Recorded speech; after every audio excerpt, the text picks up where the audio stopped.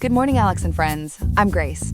Today is Tuesday, April 1st, 2025, and you're listening to Alex's News.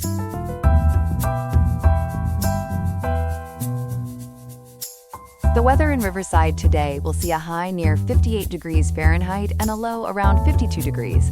Happy April Fool's Day, everyone. Watch out for those jokes. Coming up on the show, we'll delve into why significant job cuts announced at the Food and Drug Administration are raising alarms about the agency's future.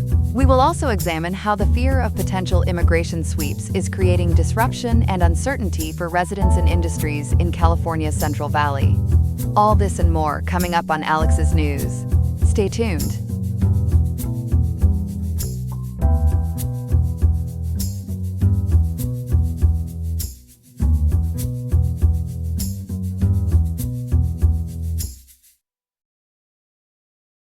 We're starting this morning with major changes shaking up one of the largest federal agencies, the Department of Health and Human Services.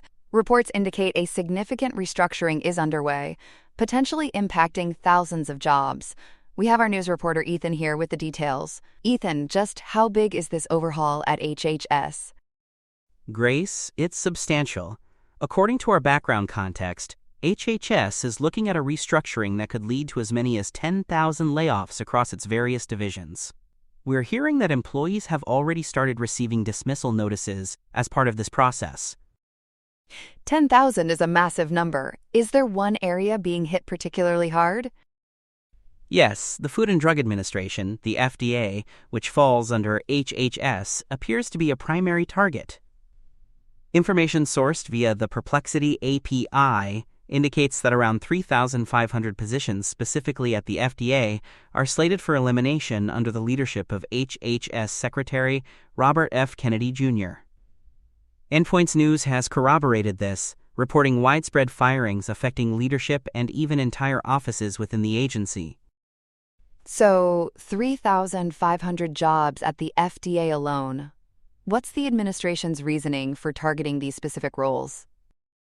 HHS leadership, according to the Perplexity API, states the focus is mainly on administrative roles and positions located in high-cost geographical areas. This is all framed within a broader effort, as mentioned in reporting summarized by AOL, to make America healthy again. Administrative roles can mean different things to different people. Can you clarify what HHS means by that?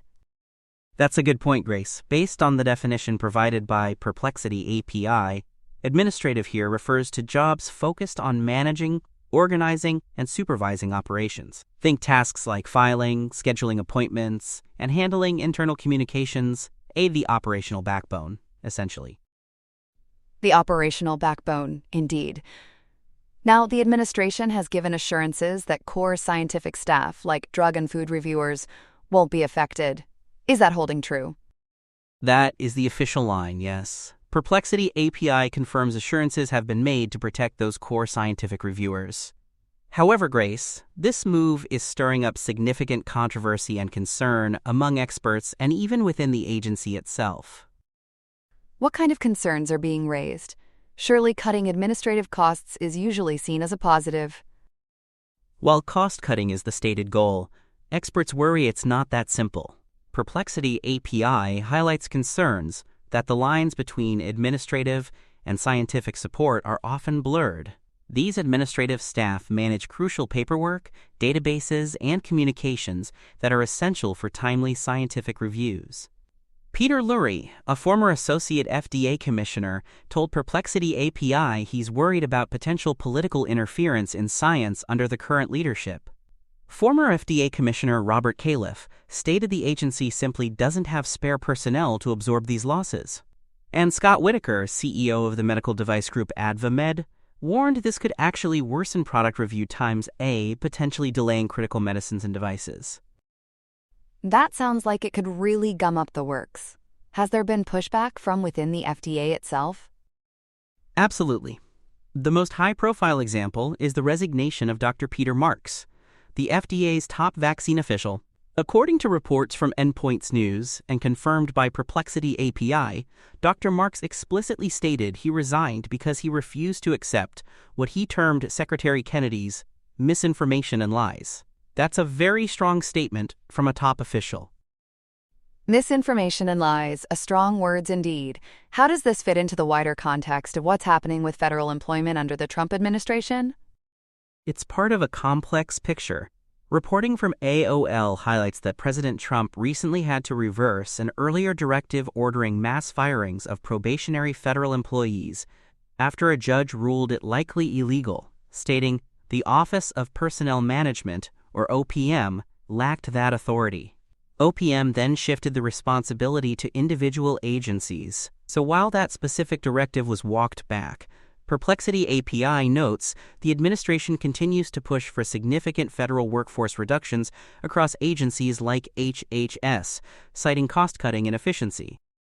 So despite assurances that science won't be impacted by these 3,500 FDA cuts, is there any concrete evidence showing that eliminating these administrative roles won't negatively affect the agency's core mission?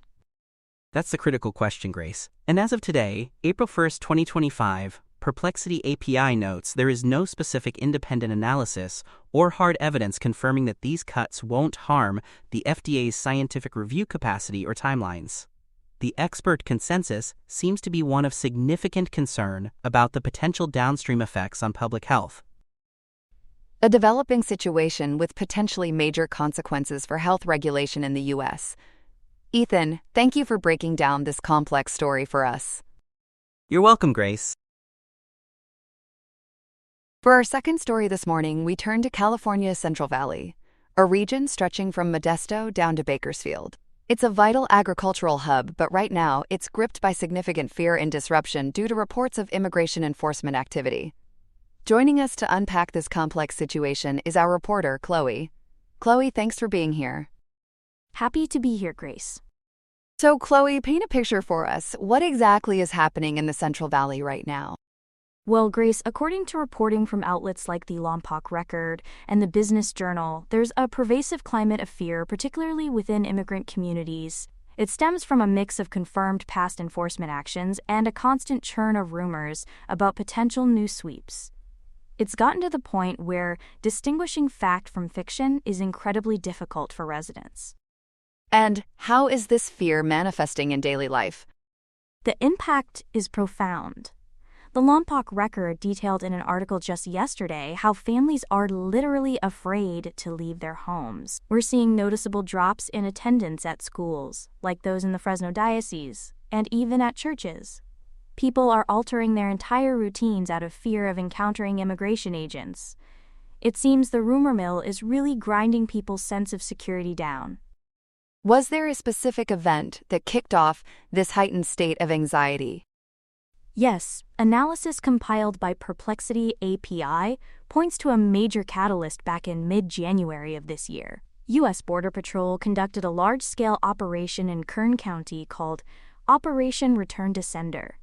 This involved dozens of agents from the El Centro sector, which is notable because Kern County is quite far from the actual border. That does seem unusual. What was the stated goal, and what was the outcome? Officially, Border Patrol said the operation aimed to dismantle transnational criminal organizations and apprehend undocumented immigrants. They reported 78 arrests, targeting individuals from various countries, including Mexico, Peru, and China, some with criminal records, some without.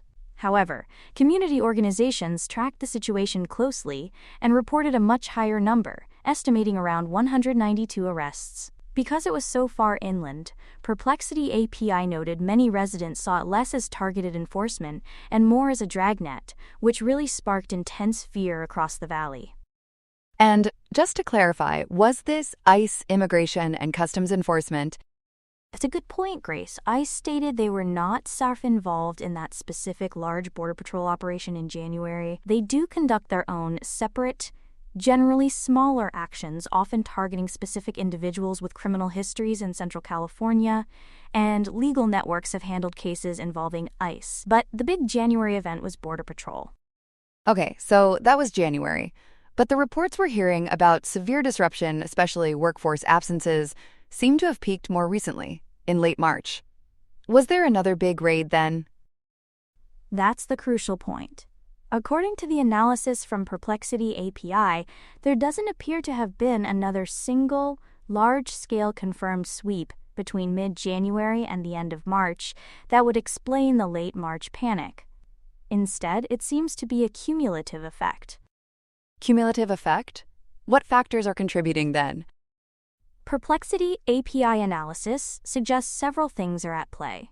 First, the sheer psychological impact of that January Kern County operation lingered and festered. Second, rumors about new raids spread like wildfire, often through social media, and the lack of clear communication from authorities just fueled the uncertainty. Third, community groups reported seeing a constant, visible presence of Border Patrol vehicles and ongoing smaller arrests throughout February and March near workplaces and schools, keeping everyone on edge. Even routine actions might be perceived as part of something bigger in this climate. And finally, there were reports, though perhaps unconfirmed, about Border Patrol potentially expanding operations to places like Fresno and Sacramento, adding to future anxieties.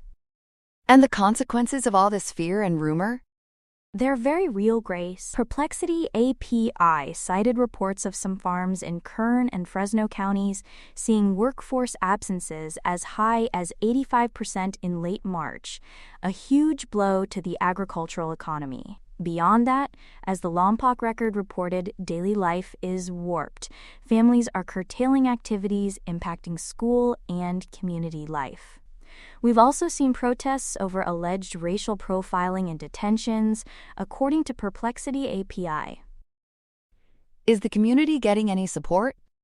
Absolutely. Groups like Faith in the Valley and the California Collaborative for Immigration Justice are working tirelessly. Perplexity API highlights their efforts to verify raid reports, combat misinformation, provide legal aid through hotlines, and educate people about their rights. The Lompoc record even featured advice from Lorena Lara on how residents can identify unmarked ICE vehicles, showing the practical steps being taken. It sounds like a very tense and difficult situation, driven as much by fear and rumor as by confirmed events. Chloe, thank you for breaking down this complex story for us, drawing on reporting from the Lompoc record, the Business Journal, the Hanford Sentinel, and analysis from Perplexity API. You're welcome, Grace. Here are some other headlines. In Wisconsin, the race for a crucial state Supreme Court seat is drawing national attention, largely due to significant spending by Elon Musk's Political Action Committee, America PAC. The PAC is backing conservative candidate Brad Schimmel against liberal Susan Crawford for an open seat that could shift the court's balance. America PAC has spent over $4.3 million in 8 weeks on door-to-door canvassing, aiming to reach hundreds of thousands of potential Schimmel voters across the state. Musk himself has donated $3 million to the state's Republican Party, and his PACs have contributed over $17 million to the effort, pushing total spending in the race past $100 million, making it the most expensive judicial election in U.S. history. Musk has personally rallied supporters, encouraging them to become paid block captains, and his PAC has offered $100 incentives for petition signatures against activist judges, a tactic that survived a legal challenge from the state's attorney general. The race's outcome could impact decisions on abortion rights, redistricting, and voting laws.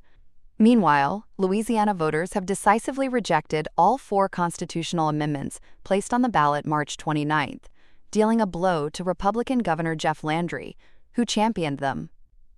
Amendment 1, which would have given the state Supreme Court power to discipline out-of-state lawyers and let lawmakers create specialty courts, failed with 65% opposition.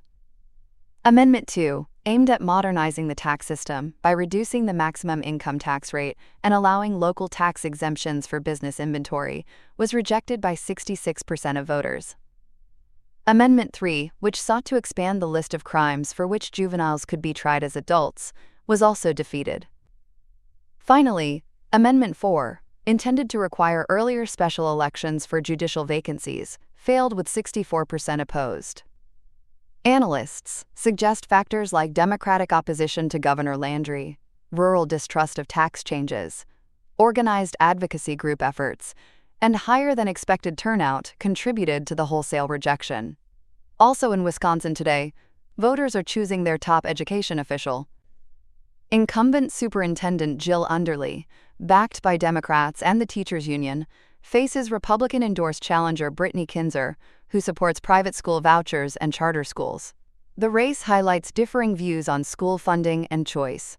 Additionally, Wisconsinites are deciding whether to embed the state's existing photo voter ID requirement into the state constitution.